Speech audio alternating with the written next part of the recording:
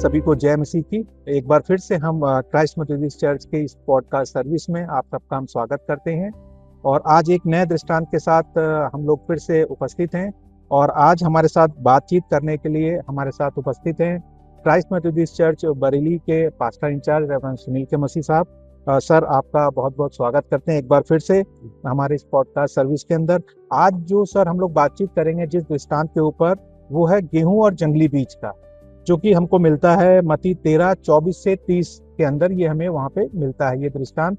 और गेहूं और जंगली बीज का जो दृष्टांत है, ये इसके बारे में सर थोड़ा सा हम आपसे जानना चाहेंगे कि इसको अपने शब्दों में आप बताएं कि ये एक्चुअल में क्या बताता है। गेहूं और जंगली बीज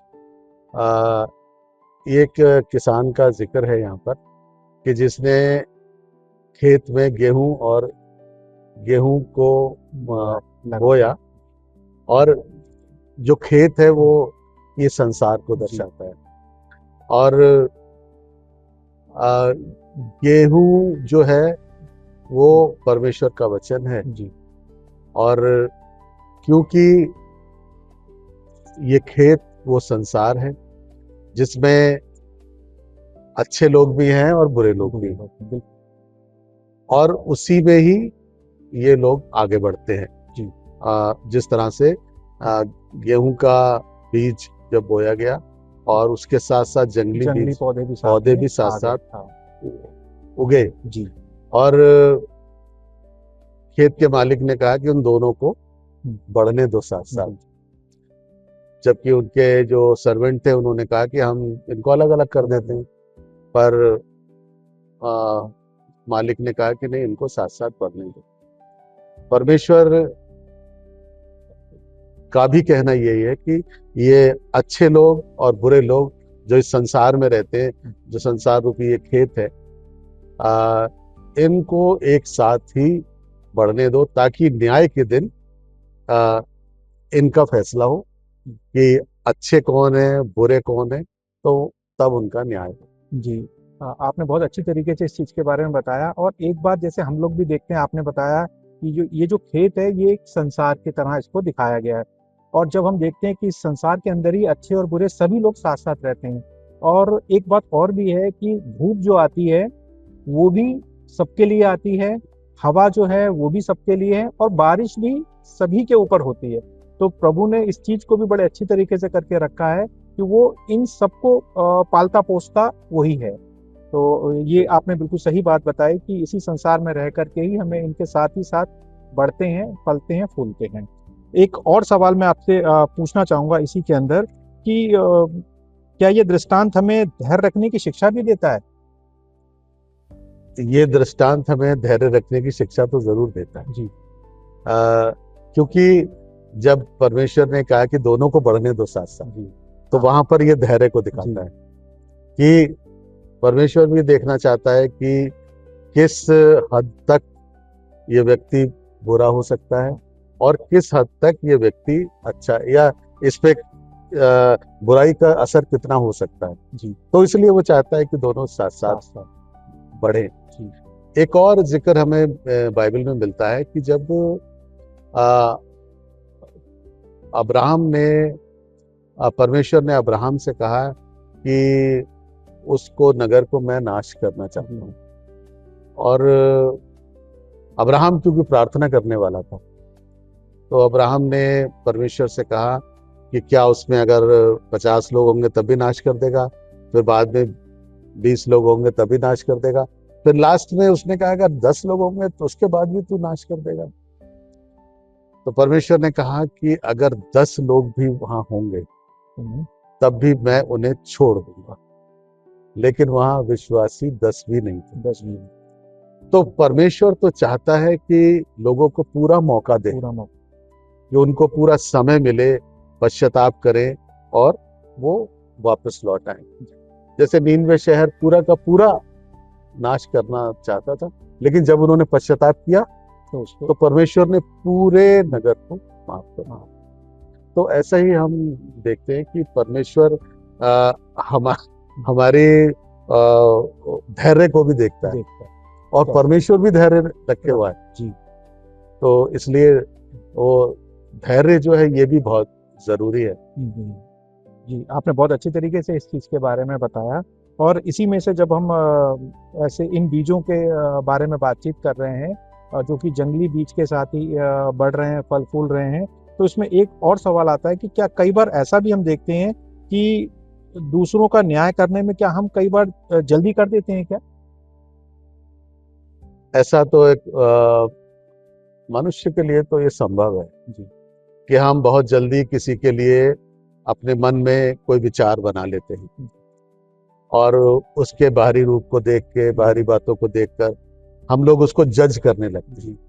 लेकिन हम उसके अंदर की बातों को, अंदर के स्वभाव को, उसके मन में क्या है, उसको हम कभी कभी नहीं जान पाते और हम अपने उसके प्रति एक निर्णय ले लेते हैं पहले से, ये व्यक्ति ऐसा है।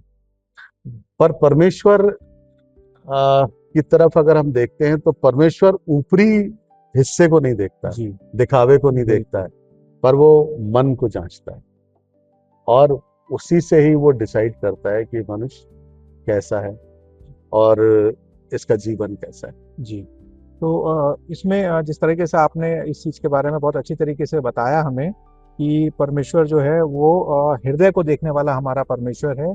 और सच में ये बहुत अच्छी बात भी आपने कही है कि मनुष्य जो है वो केवल बाहरी रूप देख करके न्याय करने की कोशिश कर सकता है, लेकिन परमेश्वर ऐसा नहीं करता है। एक सवाल और इसमें से उठ रहा है जो कि मैं आपसे पूछना चाहूँगा कि क्या इस दृष्टांत को आज हम अपने जीवन के अंदर उसका क्या महत्व देखते हैं हम?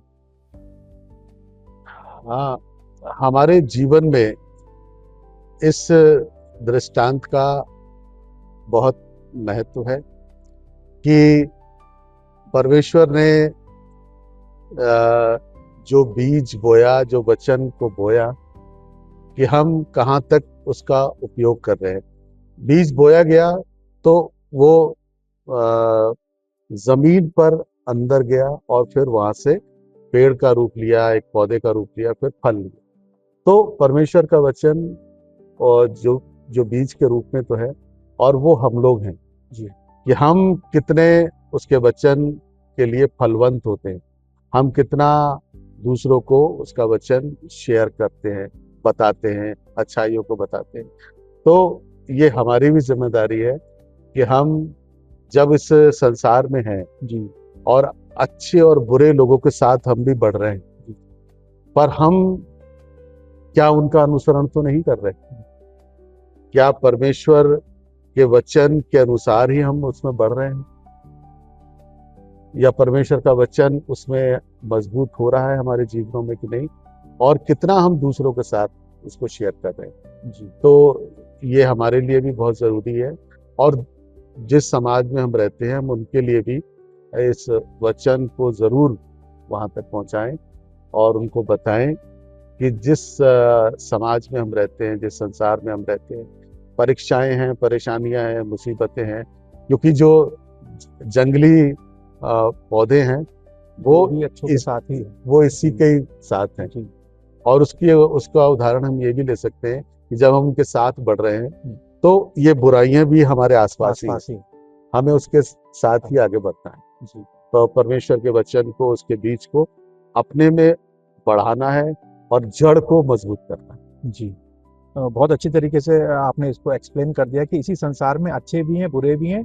लेकिन ये हमें परमेश्वर के वचन को थाम करके और उसके पीछे कंटिन्यू चलते रहना है, ताकि जब अंत का समय आए तो जो न्याय हमको मिले वो हमें हमारे हिसाब से न्याय मिल पाए, हमारे तब तक कामों के हमें हिसाब कामों से, के हिसाब से हमारे स्वभाव जी वो मिल पाए। तो thank you very much pastor साहब, इस दृष्टांत के ऊपर इतनी अच्छी तरीके से आपने बातचीत करी।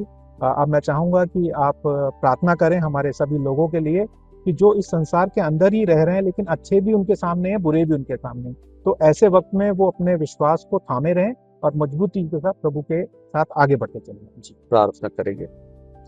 प्रभु आसमानी बाप, हम तेरा धन्यवाद देते हैं एक बार फिर से आज की चर्चा के लिए। इस पॉडकास्ट को हमने बनाया है प्रभु, तैयार कर रहे हैं कि इसके द्वारा बहुत से लोग आशीषित हों। और आज प्रभु हमने उस किसान के बारे में चर्चा की है जिसने खेत में अपने बीज को बोया और अच्छा और बुरी घास या पौधे उस खेत में उगे। सो प्रभु ये हमारे संसार को दर्शाता और हम भी इसका एक हिस्सा हैं। हम प्रार्थना करते हैं कि आपका वचन रूपी बीज हमारे जीवनों में घर करे, जड़ पकड़े और मजबूत हो और हमारे जीवन फलवंत हो, ताकि हम तेरे वचन को आगे बढ़ाते चले जाएं और अपने जीवन में भी लें और दूसरों तक भी पहुंचाएं।